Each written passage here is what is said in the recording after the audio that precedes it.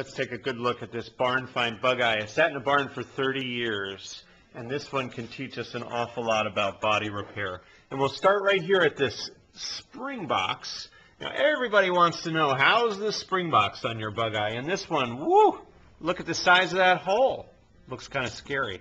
But interestingly enough, if you look inside here, it's actually perfect because there's that metal partition that runs down the outboard side of the spring box, and it protects the integrity. It's actually just this little chamber on the outboard end that has rusted away. We'll patch the floor, good to go. There's that little slot towards right above my finger. That's from water probably leaking in from the inside. We'll patch that too. That's the bulkhead. This vertical area is the bulkhead right behind the seat.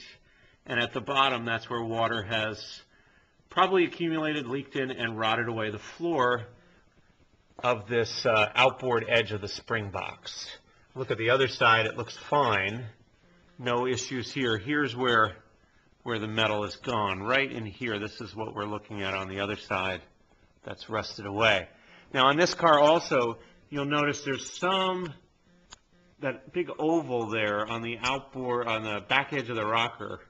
What you see on the back is that it's been patched. There's a piece of tin there. You see that silver tin just right in there?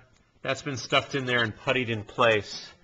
That's not good. We're actually going to remove this rocker panel to address that. Now up front here you see a pretty nice looking rocker panel, but if you look closely, that's all Bondo in there, and presumably that rusted away, and it wraps around.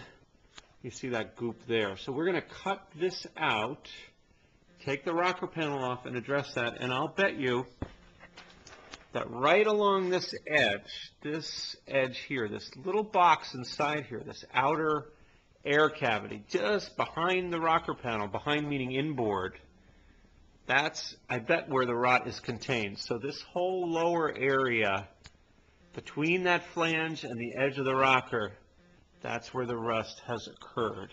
And you can see the Bondo right above the lift arm. There it is. That's the best view yet. Right along here. That's where our issue is on this car. And again, it's an easy one. You can see there's like some swirly bits in there, like some Brillo or something. And people would often use that kind of a support for Bondo and then goop it up. That's what you want to watch out for. But at the same time, on this car, it really is the outboard 3/4 of an inch of the car that has an issue, and the rest of the thing is spectacular. There's really no other issue on this car for us to worry about. And if you come down this rocker panel, you see the exact same problem. The rocker looks pretty good on the lift arm here. Looks pretty good on the outside. This lower corner is a common area of concern right down in here. There's a little bit of Bondo in the fender well. And then as you look just that outer section, there it is. That's our problem from the flange outboard, just this little area. And we'll show you later, we'll rip these rocker panels right off of here, and we'll take a look at the inner sill and see what else we can learn from this barn find, which is so nicely preserved otherwise. We've got an exhaust pipe issue, of course. But, you know, that's about a $40 part, I think, for the straight pipe.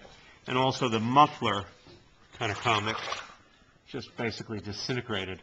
And the gas tank, which is self-draining. You didn't really want that fuel after 30 years anyway. There's the baffle in there. So all in all, this is quite exciting to find. We've got no hidden issues that are revealed once we get the car up in the air. And we're off to make it look beautiful once again and get it on the road.